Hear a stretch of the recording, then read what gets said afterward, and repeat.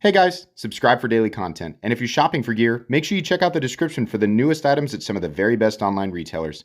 There's also links for some of the items that I personally recommend. Thanks!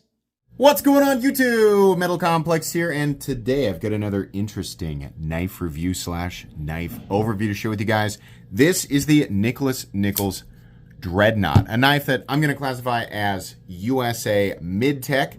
Before we get started here, number one, thank you so much to USA Made Blade for sending this in for me to take a look at. This was part of my 600,000 subscriber giveaway event. I am recording this before I ship it out. I had actually already done this review and it got wiped off of an external hard drive on accident, so we're redoing it before I actually ship it out to the winner of this knife, so congratulations to that person. But I do want to give my thoughts on this before it goes. Make sure you guys check out USA Made Blade, where you can pick this up if you want to. Thanks to my patrons for supporting me. Please make sure to follow me on Instagram at metal_complex and on TikTok at the_metal_complex. I am a huge fan. Despite being a channel who is, I cover everything. I don't care where it's from. I'm going to cover it, right? But I personally am a huge fan of American-made knives. I know that people are going to go look up the price and immediately start complaining, so we got to talk about this right off the bat. This is not Kershaw USA Made. It's not Spyderco USA Made. It's not Benchmade, right? Those operate on massive volume. And while they do the majority of the work in the United States, there's a little bit here and there that's not, right? There's some things. This is in-house, small batch. As far as I know, this is one gentleman in North Carolina, I believe. It's one guy. So this is super expensive to do. It's very, very expensive to do. To create something like this, Magna Cut and titanium, and to do it on your own, 100% in-house in the United States, right? So where are we in terms of realistic competition, right? If you say I can get titanium and Magna Cut or titanium and M390 from, insert any Chinese company right there, it's not apples to apples. So that argument gets thrown out the window. Where we realistically are in terms of competition would be something like the Les George VECP, the Chris Reeve Umnumzan, the Hinder XM18, and like the Demco AD 20.5. So yeah, that's where we are. Now, I have some criticisms of this knife. Absolutely, I do not think that it is perfect, but I want to make sure that the arguments are controlled and that people actually understand what we, should be comparing this knife with, so that it's fair. So anyways, before we get into that, let's go ahead and take some measurements, get some specs here. Overall length is coming in at, surprisingly, only 7.65 inches with a 3.35 inch blade. You could say 3.5 you measure from the base, but I like to measure the middle of the frame.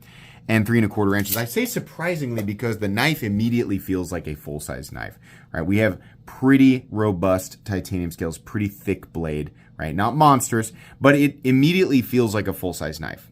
If you told me that this was only, 7.65 inches versus like the XM18 being, like the full-size one being 8.25, I would be shocked to be like, what? They feel like they're about the same size. But no.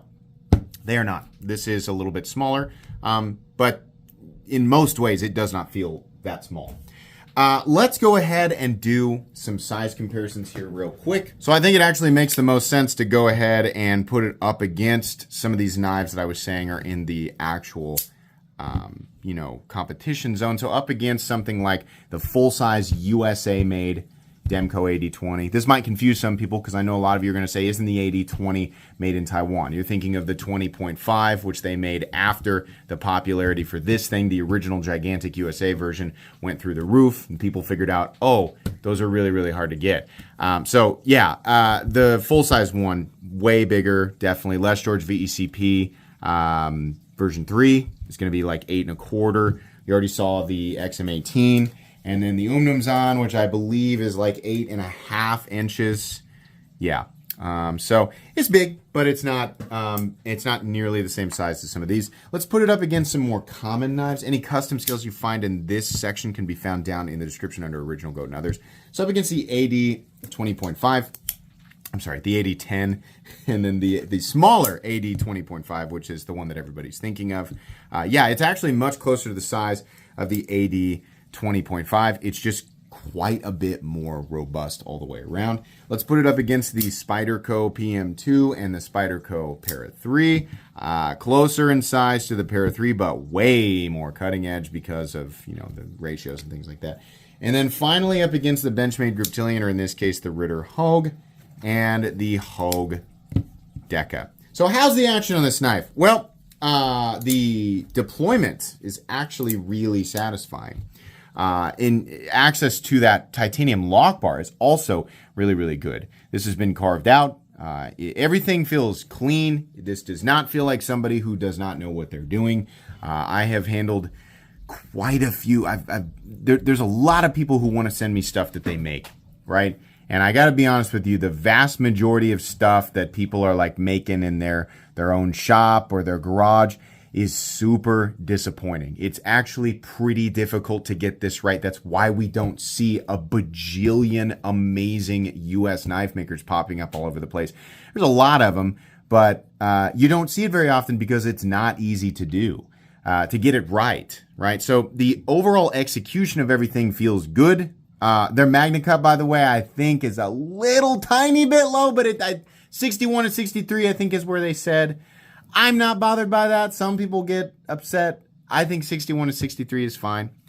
The actual flipping action, the detent, oh yeah, real nice. The flipper tab, really good. Yeah, feels nice and satisfying. If you're gonna have a flipper tab, I like the ones that feel good to push button and to light switch. I would say this one's a little more light switchy because of the position of the angle. They have a single jimp there, a single one. So if you really, focus on utilizing that, I think the candy cane finger position is where they want you to flip it, and that feels good. The Fuller, apparently he had a guppy, like the first design he did was the guppy, and some people had some complaints that there was only one means of deployment, I guess. I'm not familiar with the guppy. But this Fuller, I guess, was put in as a second means of deployment, and wow, that works really well. Did a good job keeping this Fuller nice and smooth and not like sharp at the edges, but still somehow really easy to engage and use it as a means of deployment. Usually when it gets too smooth like that, like the benefit is, you don't get nearly as much gunk trapped in there when you're cutting stuff, but it's really hard to use it as a means of deployment, right? So you usually have to pick one side of the fence or the other. But no, this is actually really easy to utilize. So it's very, very satisfying. It's got a nice, I'm going to call that a heavy detent. Purposeful. Feels really good. Access to lock bar, good. Apparently on the guppy, people were complaining about what I call double clutch on this channel. And double clutch is when you go to disengage the blade, and by the time the flipper tab or whatever it is that stops on your finger, if there's no flipper tab, then it's going to be, back here, like I guess the base of the blade. By the time that happens, the detent ball is not up on the face of the blade yet. And that creates like a wobble or like a stopping thing. When you go to move your finger out of the way and you try to close the blade, well, it's not going. Why? Because the detent ball is not all the way up on the face of the blade. This has a detent ball ramp, and when it gets to my thumb, that detent ball is like halfway on the ramp. It needs to be all the way up on the face of the blade so that by the time you turn it, it should be here, and then you close it, right? Nice and smooth. Nice and smooth. This knife, to my knowledge, yeah, absolutely runs on bearings. And it feels nice. It feels like it's going to continue to break in, right? But it's smooth with a little bit of encouragement needed to get it into close position. But there's no part of the pivot action that feels lazy, right, or bumpy or anything like that. It's fine. But that ramp is fine, and not everybody closes their knife like this, right? Not everybody needs this perfect, seamless one-hand disengagement and closing procedure. Some people just go, okay, I'm going to close it with two hands, right? So if you are bothered by double clutch, this has it. That's my definition of double clutch. Yes, it does. Is that an absolute deal breaker? Certainly not to everybody. It'll be much more bothersome to some people and literally not even a thought. To some people are like, I've never even considered this double clutch thing. I have no idea, right? So do with that information what you will. But yeah, it's definitely there. Let's go ahead and do carry profile. So thickness up against the Spyderco Para 3. It's really not all that thick. I mean, it's definitely robust. It's definitely like you pick this up and you're like, yeah, that's a knife that's like, meant to be used. It's a knife that's meant to like last a really long time. It's definitely it's supposed to be a robust tool. It's really not that much thicker than something like the Para 3, but it is, and there's a lot of material here. Length and height up against the PM2 and the Para 3. This has that, when you have a blade shape like this, which Scott referred to it as modified sheep's foot, that's fine with me. I like to call it angry rectangle. When you have these choppy boys, they tend to be a bit tall down here, right? This isn't bad. We've got plenty of examples of that. Honestly, the total amount of object that you're carrying in your pocket is more noticeable for the weight than it is the geometry of it, I guess. Does that make sense? Height, it does approach the peak height of something like the Para 3 or PM2, right? It does have a flipper tab, which bothers some people. I don't think the object itself is really all that, crazy. It'll definitely be too big for some people, but this is not a monstrous object, and it's pretty close to the same size as a lot of the knives that I like to carry. In terms of weight, where's the scale at? Like I said, for materials, MagnaCut, titanium, right? Your weight on this guy, I bet you, say it weighs 5.5. Well, 5.1 ounces. Not bad, not terrible. Certainly not great ratios, right? And the nice thing, though, is because of this blade shape, you got a lot of weight out at the end. There's quite a bit of thickness carried way out there. It's actually really well balanced. I mean, it's right behind the pivot. So it doesn't feel insane. But there's no world where you pick this up and think, that's a lightweight object. Like, it definitely feels like a heavy-duty tool. That's what it feels like, right? But the balance is nice, for sure. Let's go ahead and, if I can get my stuff moved out of the way. Gosh, horribly unprepared. Let's get out my tools for a hardware check. I'm going to get out my tools. If you didn't know, that's what I said. My tools are very inexpensive and very recommendable. You can find them right down in the section of my description that talks about the tools I use on this channel, or the pinned comment in the comment section always has that store.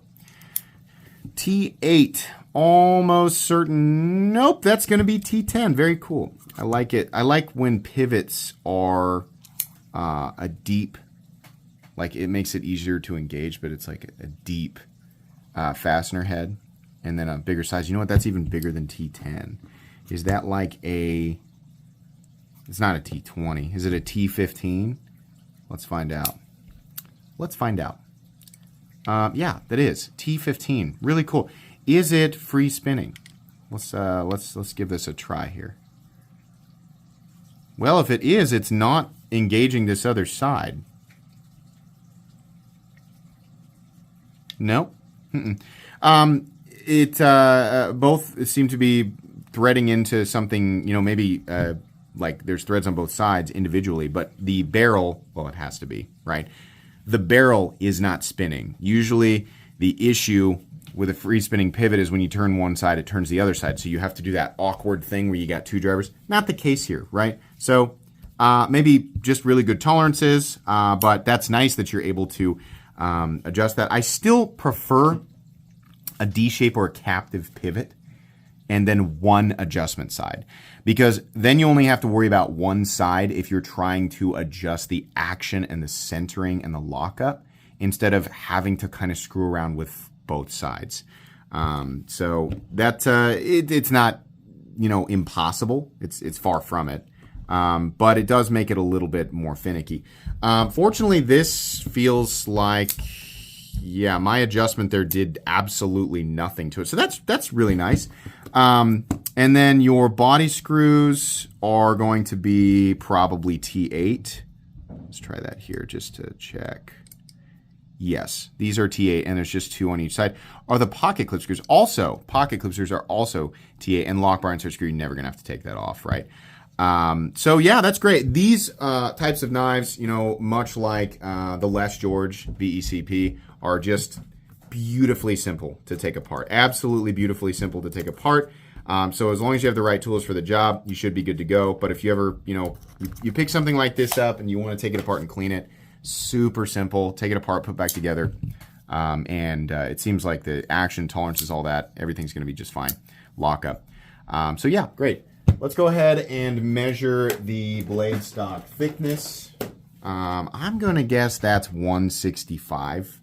That looks very similar to the XM18. So what are we looking at here?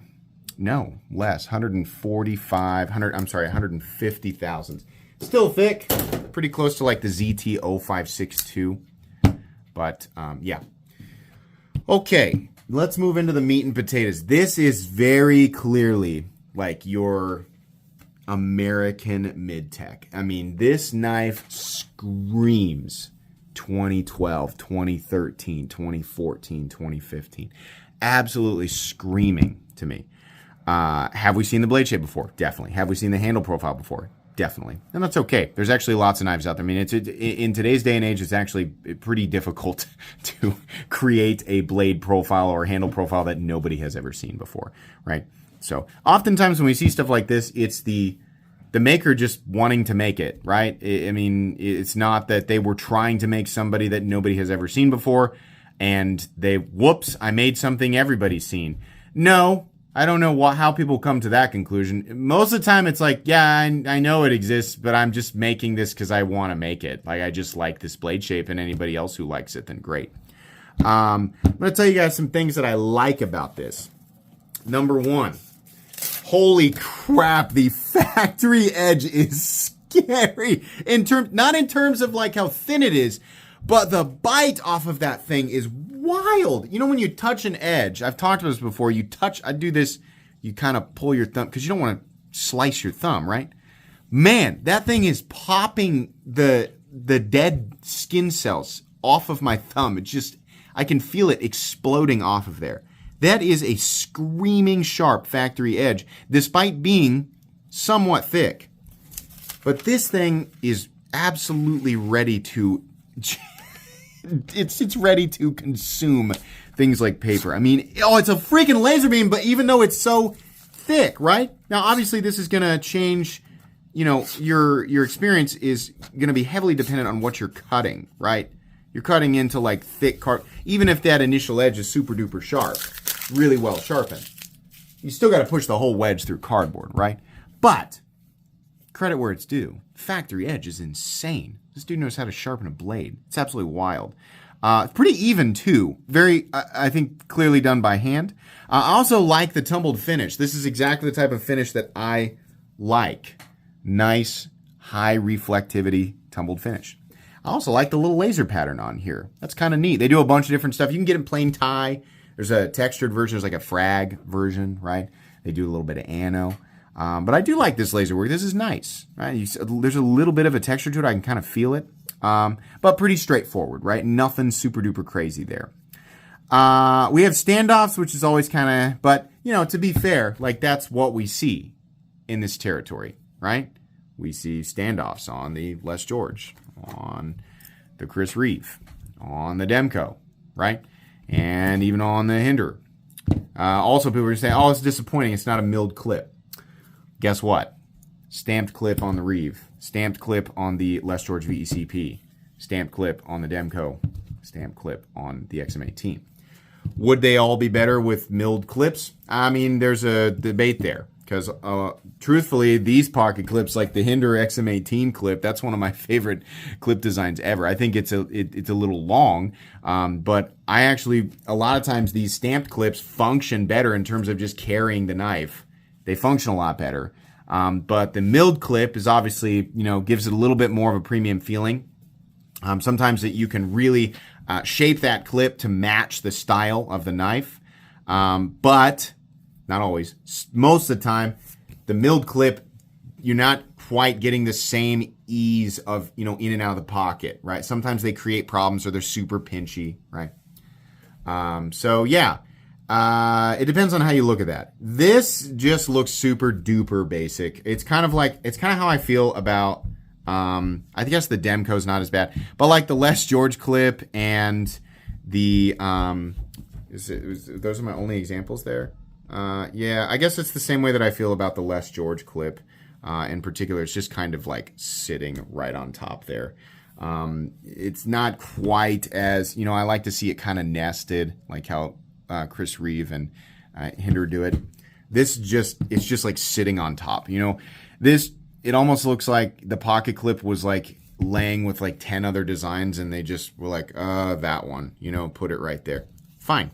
It just doesn't, I don't know. It doesn't look like it specifically goes with the knife, and it doesn't look like it doesn't go with the knife, right? It's just kind of, that's the clip. That's what it looks like. Personally, for me, it's too long.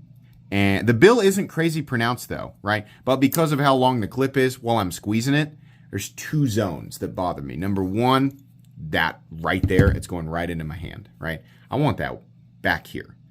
Number two, this the area to grab onto the knife is fine, but it's limited by the position of the pocket clip, and it's also made a little uncomfortable by this 90-degree angle. So if I'm holding this and I'm using it and I'm processing whatever for a long period of time, the two spots that are going to hurt the quickest are right here, because this flipper is just digging into that index finger. And it's not like I can move back. I mean, if you have way smaller hands, maybe, but I'm at the end of the blade, right? So I guess I could come back here and do 3 fingers, but that's not comfortable, and it moves the pocket clip even further up into my hand, right? So those two areas right there. And a lot of people say, well, just wear gloves. All right. Or we could, talk about how this could be ergonomically better. I think maybe the answer, could be make a bigger knife, which not everybody wants, and perhaps the knife maker didn't want to make a bigger knife. I think maybe, you can see how the flipper tab is just kind of like protruding from this area here. Part of the reason that, well, this doesn't work because it's a non-flipper. Let's pull out an XM18 that's actually got a flipper tab on. A lot of people hate the flipper tab on the XM18 because of the hook shape, but in this position, Hinder always says it's meant as a finger guard, and it's supposed to be comfortable, and it is because it follows the curvature of the frame. Oh yeah, that's much more comfortable. Much more comfortable, right? So this is, again, kind of a balance thing. You shape the flipper tab more like the XM18 to get this nice, comfortable curvature, but you end up with a less comfortable flipper tab here. Some people have figured out, how to make this work, and I think the answer is you got to kind of curve it in here. But at the same time, you can't leave it so hooked. You have to knock these edges down and really like round that area out. And then add just enough jimping to catch the finger. So that's a tricky thing to do. And I'm going to be honest with you guys, the reason that I did not add a flipper tab to the knife that I designed is because I didn't even want to mess with it. I'm so intimidated by that. So to Mr. Nichols, I get it. I understand. That's not an easy thing to figure out, right? I mean, so somebody like me, it's super easy for somebody like me to be like, this isn't the way I want it. It doesn't feel good on my hands. Like my job in this is so easy. I'm sitting here criticizing something that took an enormous amount of effort, right? So the reason it seems like I'm being a little softer on this is, again, I love people who will go out of their way to try and create something like this in the United States, right? I think that's awesome that anybody would even try. But people who succeed in actually making something that is good, right? Even with a couple of little flaws here, is good. Like, this is a complete product. That's hard to do, right? So I'm trying to be fair about it. So it's not, but the end result is the end result. It's not very comfortable. It's okay. It's okay. I think people pick this up and be like, yeah, the ergonomic lines aren't my favorite, but I'll work with it, right? It's not like, oh my gosh, I'm palming a pine cone. It's not like, some knives literally feel like you're crushing a pine cone in your hand. They are so uncomfortable. No. If I was going to letter grade this, I'd probably give it a C+ or a B-, right? Not terrible. Still a passing grade, depending on the class you're taking, but it's not terrible. So that's where I'm at there. Not a lot of designiness or personality, right? Doesn't have to be there, and that's very subjective. A lot of people look at this and say, I think that looks awesome. I like this style. Other people say, yeah, it looks okay. I've seen it a million times before. That's kind of where I'm at. I do like the fuller, and it's obviously, I got to take one look at this for 1 second and go, that's a USA mid-tech. That was 100% made by somebody in the United States in a small shop. And I mean that as a compliment, right? That's what this looks like. If it's very, very 2012, 2013, like I said, that time period. And that, I've got a special little place in my heart for that time period, because that's when I really started to become the obsessive, crazy knife nut that I am. A lot of designs that looked like this is what got me into, knives in general. So, yeah. I appreciate that the screws are flush here. I like that we got a little bit of a designy pivot there. It's cool. It doesn't necessarily it doesn't match like the whole, I guess, theme of the knife. Which the Dreadnought that's like named after a famous battleship. So the knife doesn't look like a ship to me, but I think that has more to do with his own personal background. So that's fine. The knife does have a lanyard hole, so that's fine, and it had nothing to do with the positioning of the pocket clip, which I think is also good. The carry depth of this knife, there's quite a bit of butt sticking out, and that has to do with where the clip starts and then also the blade style. So you're always going to have this, sticking out of your pocket. Not bad. It's still deep enough that it's in there. The retention on this is insane. It it takes so much effort to get this in and out of my pocket. So, you might take that, like if I was going to keep this and carry it, I would definitely unscrew this and I would bend it a little bit, right? The pocket clip is titanium. Yeah, this is all titanium. So it's a little bit more forgiving. You got to be careful if you do that. Personally, I would do that. I think, realistically, if you're afraid that you mess something up, and obviously send it back and have them, have USA made blade do it or something like that. But the retention on this is insane. Getting it in and out of the pocket, it's a shallow bill, right? Not a lot of room. You are definitely going to be holding your pocket and mashing this thing in there. The surface, the laser pattern gives it a little bit of extra friction, not a ton, but enough that it makes that process that much more frustrating. So, that's my thoughts on the clip. But once it's in your pocket, it's not going anywhere, and the carry depth is fine. The clip will work. It's just, you might have to adjust the tension on it, right? Stop pin is located here, and there's a ton of shouldering. No blade play whatsoever. No lock stick. It does have a steel lock bar insert that doubles as the over travel stop, so that is nice. Your engagement I'll let you guys look there on the tank. You can kind of see the little dark mark there, but your engagement on lockup is right about here.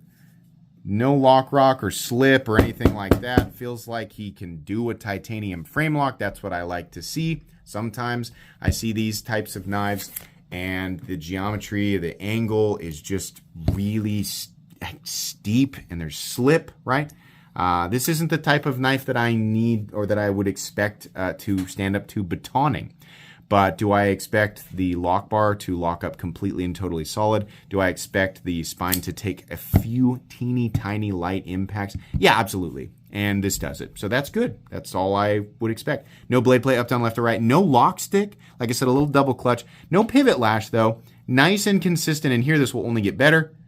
Boy, that detent is nice. Really, really nice. So, what's the price on this? Well, like I said, right at the beginning, I said, where the general competition zone was, right? So the base price, as far as I can tell from USA Made Blade, is $545. Wow, that is a lot of money. But we are right there in that zone. That is what a USA Mid-Tech costs. If you feel that part of your brain about to say, golly, the prices of knives are just getting crazy. This is the price of an American Mid-Tech. It's been that way for over a decade.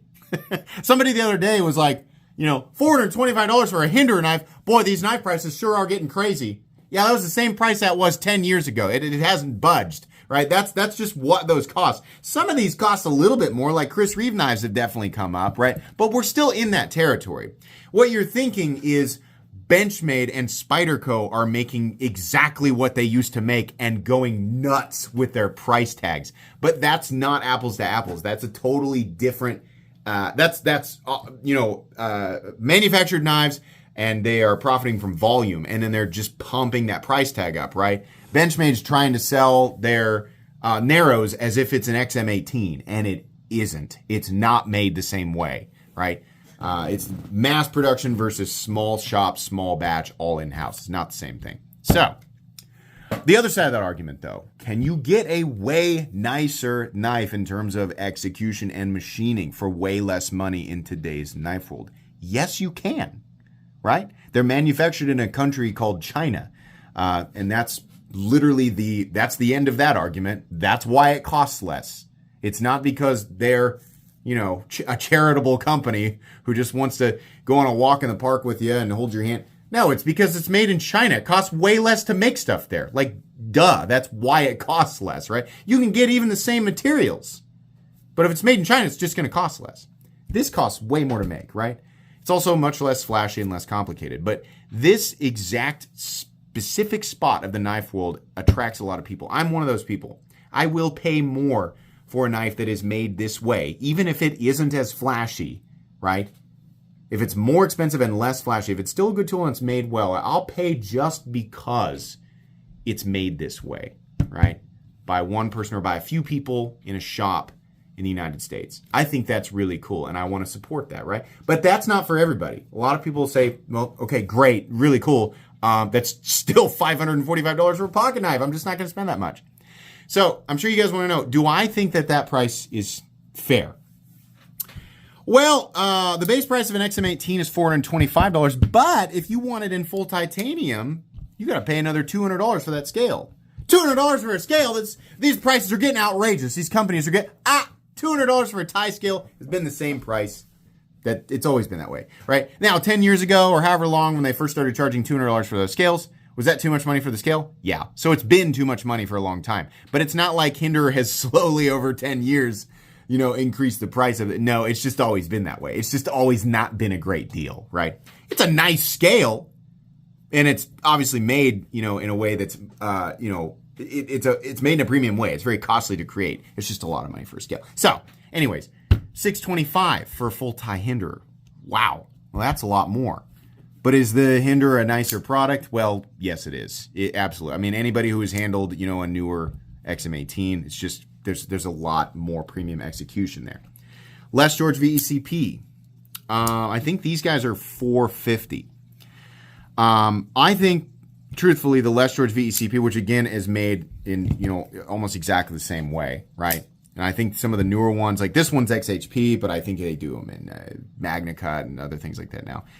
I think the VECP is superior to this. In terms of design and execution and everything. This is nice, right? But this is a lot nicer, and it's for less money. Demco 8020. Titanium ones, which, if you can find them, are like $625, $650. So that's a lot of money, but I also consider this to be a superior product. But the base version of this is just G10, and it's $425. So, the Umnumzon or Chris Reeve knives in general, these are incredibly basic. But, Chris Reeve is the father of the frame lock, literally the inventor of the frame lock, right? The blade is beautifully executed. It's hard to argue. Like, Chris Reeve makes a great blade. Super simple on the scales, right? Nothing special there. The downside to Chris Reeve knives is the action, right? We dress it up with words like hydraulic. In 2024, that just means bad. I just don't like the Umdunzon is my favorite design, and I love this knife. But the action, every time I open this up, I'm like, oh yeah, that's right. It's just really not fun to operate, right? What are these now? These are like well over 500. I think that's too much money for that. To me, I think a much more fair price for this would be like $450, $475. If you love the shape of this knife, right?